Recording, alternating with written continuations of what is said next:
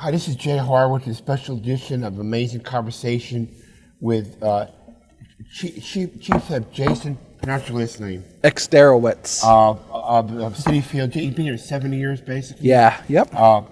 So I'm thinking of going on a diet tomorrow. Okay. How would this milkshake fit in for me? I think it's perfect as your cheat meal right before you go on your diet. I'm a milkshake aficionado, okay? Okay. Who came up with the idea of, tell the kids what's in this conglomeration here? So what we have here is kind of a partnership that we developed with a company or a group called Sunday Donuts. Right. So on top you find a glazed donut with Oreo chunks on it. You've got to go with the blue and orange frosting. So you've got that drizzled over top. And then beneath it is kind of our favorite blue milkshake. So it's got all of the blue and orange you can ever want. Mets colors. Great. All rolled up in this cool milkshake. And of course, we've got the Mets sprinkles on the outside. So we frost the cup in some more of that icing and pile on the sprinkles. And who came up with the design for this? The design was actually something that Sunday Donuts is known for and kind of developed and came up with. And we thought, what better than to throw Mets colors on it and let's see where we can go with it. Can I take a sip? Yeah, absolutely. Absolutely. And then if you get hungry while you're drinking, you can take a bite of the donut. Great. Pass my seal of approval. It was really... And where did the fans basically get this at the parking? So this is located on the 6th floor in the Hudson Highballs Club, located right behind home plate.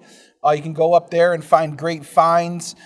We've got Emma's Torch up there, Sunday Donuts, Empanada Mama's up there. So there's a lot of cool different foods up in this area. And I didn't know, there's kind of like a major minor league system to park. Yeah. Like the Highballs Club is a tryout area, basically. Yeah, so what we do is we bring in and start our partnerships up there. Yeah, absolutely. Sure, thank you. Finish it. It's all good. So what we do is we bring in different food partners where we can kind of test and show them what it's like. You know, not everyone knows, as they say with the players, it's a lot different when you're playing in front of 45,000 screaming fans. So when we bring these partners in, they're able to get a taste of what we do, and we're able to see if what they produce translates to the fans. And if it does, then we've got a home run. So the shake has been up there for how long? I mean, this year. And it's definitely a hot item up there. I mean, not only is it picture perfect, but it tastes good as well. When will it get moved up a classification? I mean, we'll see. You know, at the end of the year, we go into discussions on what 2024 looks like, and we'll see where it fits and what we can do with them moving forward. I know, right? You're in charge of like 600 people at the stadium. Yeah. How many different chefs are there? I mean, so we have 8 chefs throughout the ballpark. Right. We basically break the ballpark up into 8 different quadrants, and then absolutely, Thank you. And then we go from there. So overseeing roughly about 600 culinarians.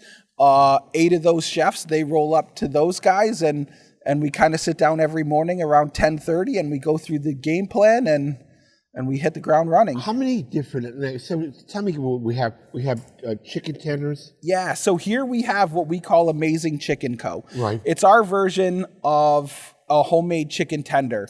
So here we have a Chipotle Ranch dusted chicken tender, which we brine this in buttermilk, a little bit of ranch powder on the outside, and then they come with something we call tater kegs, which is kind of the bigger brother of the tater tot. So these are tater tots stuffed with cheddar cheese.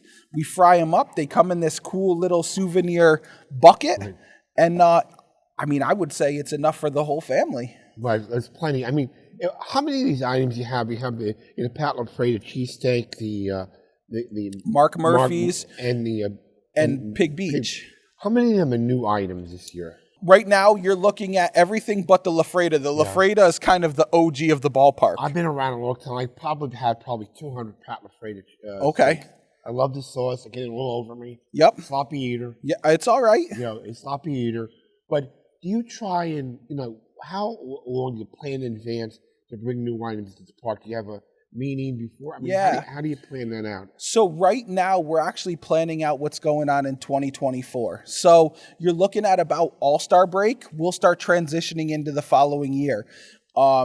Hopefully that comes along with the planning for the playoffs. A lot of times, like with what you saw last year with the playoff run with the team, we were able to test new items in the ballpark, and that is in preparation for the following season. So it takes us almost about 3/4 of a year to line up the food program for the following year. What do you do? Research other ballparks or personal research?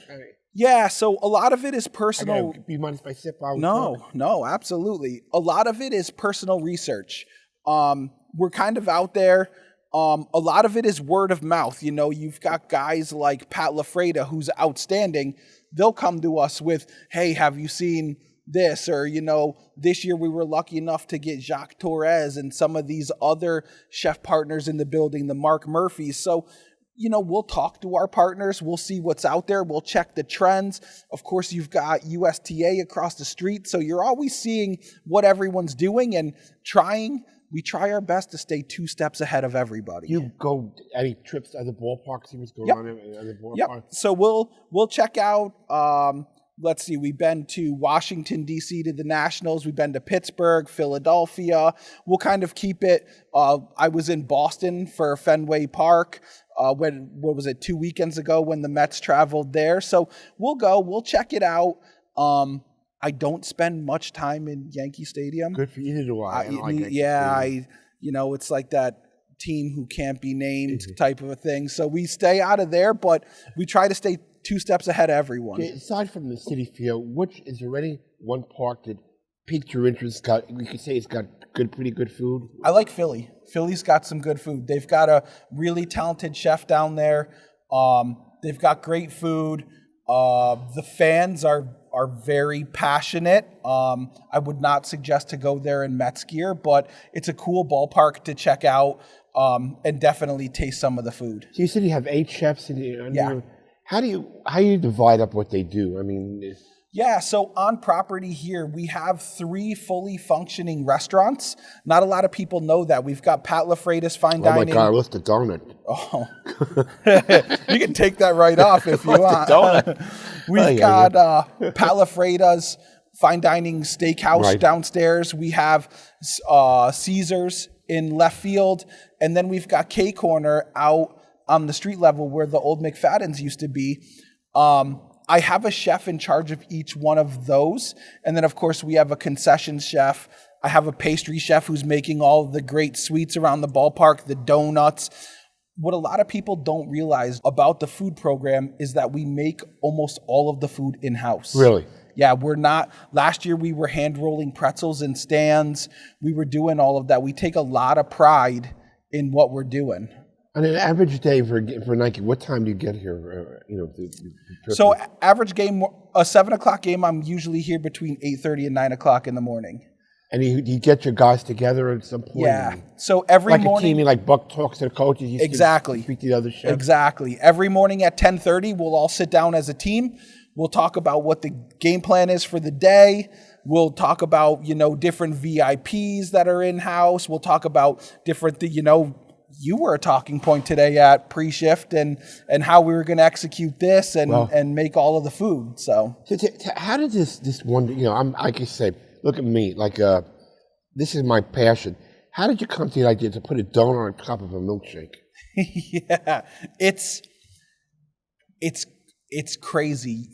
I would be lying if I didn't tell you that a lot of my ideas or different ideas we get around the stadium come from feeding my 6-year-old nephew. Really? Yeah, because what he eats is exactly like it translates. It's fun. It's kitschy. It's amazing. And I didn't realize it until one day we were cooking and he said, Uncle Jason, I want pancakes for breakfast and I want sausage, but I want them together. And I was like, okay, well, what happens if we take the sausage and put it on a stick and dip it in pancake batter and then fry it? And that was the birth of the breakfast corn dog. Wow. You sell the donuts separately too, right? Yes. And where do you get the donuts from again? The donuts we make in-house. Really? Yep, from our bakery down on the first floor. So how long would it take a donut like this? So to make a donut like that, you're probably looking at from dough to finished product, maybe about 2.5, 3 hours. So once you make the batter, let it rest. How many donuts do you make We're making roughly about 250 to 300 a day. Without telling secret information, how many of these wonderful milkshakes do you think you sell a day? I probably say we sell close to 200 a Wow. game. Now, you want to talk about La Freda steak sandwiches, the OGs, we're talking about over 1,000 a game. Really? Yeah. How about what's the pecking order with the Porcel and the other items? So I think in pecking order, you have the La Freda. That's always going to be our OG. He's the man. I love the sauce. Yeah, Great sauce. It's good stuff. The Great- steak sauce, great sauce. yeah. Yeah, it's got a nice au jus on there, the cheese, the onions. I would say the chicken's probably number 2. It's a big seller. As we like to say here, chicken tenders and hot dogs keep the lights on. This is kind of our version of a kicked up chicken tender. So we brine it in-house. We brine the chicken. We'll dredge it. We fry it in-house. So, for someone who's looking for a chicken tender, maybe that child that's out there that wants a little bit more than just your regular chicken tender, this is a great thing. So this is our number 2 seller. And then I would say the Pig Beach Patty Melt and the Mark Murphy's Porchetta Sandwich are both what we like to call premium options to a burger and a sandwich. I think they're pretty even. So I think the moral of the story when you look at all of this is just that we're so much more than chicken tenders and French fries here at the ballpark. No hot dogs either? We've got hot dogs. Hot dogs, like I said, is always the one that's going to keep the lights on. You went to culinary school, right? Yeah. How was your football team? Pretty good? No football team? No, we didn't have a football team. God, really? Yeah, What'd you do for excitement in culinary school? We cooked. You cooked? Yeah, unfortunately, the school that I went to, Culinary Institute of America, it's actually right up the road here in Poughkeepsie. Back then, it didn't have sports. We weren't involved in anything. Now I go back and I visit and they've got sports, and it's come a long way in the 12, 15 years that I haven't been there. But back then we were just immersed in what we were doing. Did you always wanted to be a chef?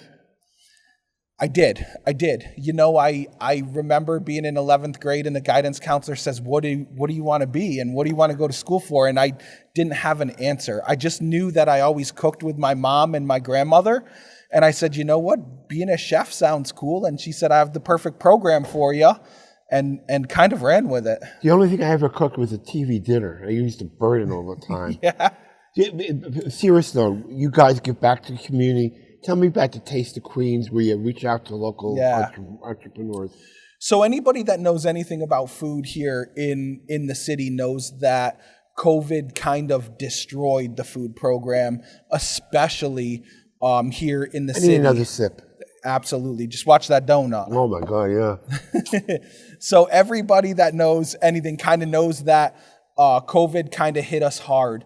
What we did, and what's really cool, is the amount of passion that the Cohens and the Mets and Airmark have for the community and the surrounding area of the stadium, and how we want to give back to that. So two of the kind of very unique areas of the ballpark is we have the Taste of Queens located on the field level, and we have the Coke food truck located on the 5th floor on Coke Corner.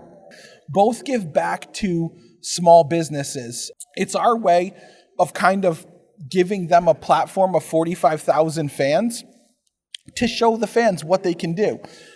Now, when you talk about the Coke Corner food truck, we also, in partnership with Coca-Cola, Airmark, and the Mets, give 5% of food proceeds back to a charity, and that charity rotates throughout the year. So not only can you experience great food, you not only learn about the community and the great food that's available, but you also know that purchasing the food and eating it, you're giving back to the community all at the same time. Oh, there it goes. God darn. Part of the stadium. So Sunday Donuts is located on the 6th floor behind home plate. Is there anything else you get there? Or just Sunday? Yep, you can get empanada mamas there. You can get Takumi Tacos is up there. So it's kind of a conglomerate of 4 or 5 different food food partners that we have up there. You can have this and a Pat LaFrieda sandwich. Is that doable, you think? Absolutely. Absolutely. I actually think that might be the perfect dinner tonight. You think? So the LaFriedas are in the... yeah, Pat LaFrieda is located in center field in a part of the ballpark we call Taste of Queens on the field level, right behind section 139. Right. They're out there slinging steak sandwiches. They've been out there for the 7 years that I've been here. They're also located for fans that have seats up on the promenade level. They're located right behind home plate on the promenade level.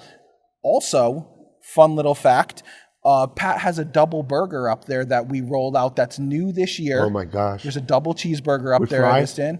With loaded fries. Oh, my goodness. Cheese and bacon on top. That would be a great meal with a milkshake with that. 100%. Now you're pushing it. That's a meal right there. You might be pushing it there. And where do you get these young fellas? These are actually located right across from the LaFrieda stand in an area, Taste of Queens. Amazing Chicken Co. is the stand. Perfect thing. Your family, the kids want chicken tenders, dad and mom want a steak sandwich. We've got the problem solved all within about 20 yards. And I know you told me before, how is the progressive order where you try stuff out? What's the area again, the club? That's upstairs in what we used to refer to as the Promenade Club. It's now referred to as the Hudson Whiskey's Highball Club. You want to have a quiz at all the different names of the clubs? Can you pass? No, I can't pass. We do a lot of... Is the Diamond Club still here? No, the Diamond Club is not here. When I was a kid, we used to be at an ice cream place, Bomb Bomb. If you had 10 shakes, you got the 11th one free. Did you ever try any contests like that? Yeah. One thing that we've talked about possibly doing is having like a scavenger hunt, because our food program is so vast that maybe like you go to each one of these stands and you try the new item and you get like a little punch card or a stamp card. And once you stamp the whole card, then you get something, meaning you've tried everything in the ballpark through the year. And then maybe you can, I don't know, maybe it's like dinner with Jay Horwitz. I don't know, How many different stands are there in Citi Field? Oh, we have 100 different stands and portables. How many different stands? Yeah, 100. I had lunch with Rob Drummerhouse, who was a bullpen catcher on the 86 Mets, and you gave his friends a chance with a steak and cheese thing. Yep, Chitty's cheese steak. Yeah, it's really was great. I mean, yeah, absolutely. So there's, Chitty's is a great example of somebody that came into the corner food truck. They were only supposed to be here for a couple homestands, and next thing you know, they've been here for the entire season because the fans loved the food so much that we had no choice but to find a spot in the ballpark for them. So back to my original point, it's not so much how much we sell or this or that. It's how do the fans take it? What do they want to eat? How do they enjoy it? I like it. You ever think, do you have a good bologna sandwich any place?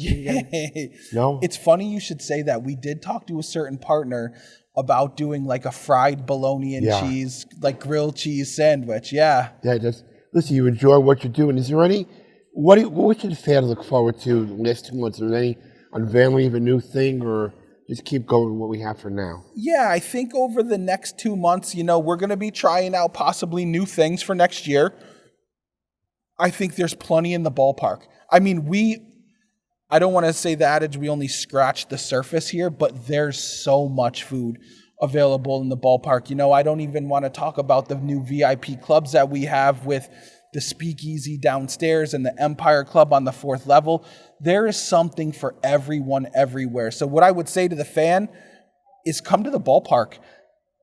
Get lost. Get lost in the ballpark, and there's always something good to see, something good to eat. Just kind of immerse yourself in what's going on in every single different area of the ballpark. I started to watch, a friend of mine loves to cook. I've started to watch the Cooking Network. Was it Beat Bobby Flay? Yeah. You ever go on there at all? I haven't gone on there. I've been. You would beat him. I would hope. I would try my best, Jay. I would try. What's the other show? The guy with the white hair. Guy Fieri. Guy Fieri. He's got 19 different cooking shows. Yeah, diners, drive-ins, and dives. He's a great guy. I worked a little bit with him in California. He's a really good guy. Well, listen, you enjoy your work. It's great stuff.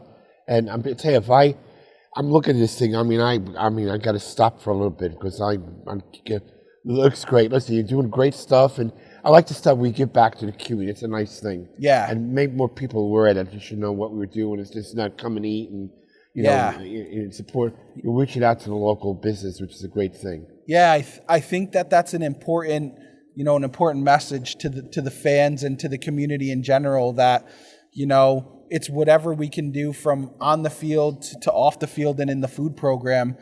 How do we better the community and make memories for the fans that come? Listen, I enjoyed it, my friend. I will look for different places, and I'm not just gonna have a hot dog and fries anymore. I'm gonna venture out. Okay. Well, tonight let's do the milkshake. We'll do the double burger and maybe a loaded fry. You're a good sport, my friend. Thanks for the time, Jake. Thank you. Appreciate you, man.